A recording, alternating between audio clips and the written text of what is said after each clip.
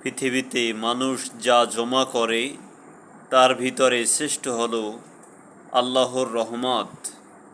মানুষ যখন হতাশাগ্রস্ত হয়ে যায় তখন আল্লাহ তাআলা তার রহমতের যখন পরশ বিছিয়ে দেয়, তার চেয়ে শ্রেষ্ঠ নেয়ামত আর এই পৃথিবীতে কিছুই নেই। এই জন্য আল্লাহর কাছে কোনো মুমিন বান্দা হতাশাগ্রস্ত হতে পারে না। তারা একমাত্র আল্লাহ তাআলার উপরে তার রহমতের দিকে তাকিয়ে থাকে। যা কিছু জমা করে সবচেয়ে শ্রেষ্ঠ হল তার রহমত, তার দয়া।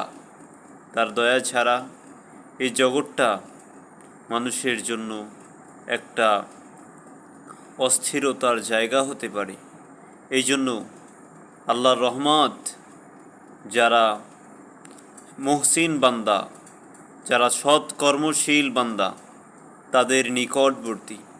আমরা অসৎ কাজ করে আমরা তার রহমতের দিকে তাকিয়ে থাকি, হবে না। আল্লাহ কোরআনে বলেছেন, নিশ্চয়ই আল্লাহর রহমত যারা মুহসিন বান্দা, যারা সৎকর্ম পরায়ণশীল বান্দা, তাদের নিকটবর্তী। এই জন্য মুহসিন বান্দা হতে হবে, ভালো মানুষ হতে হবে।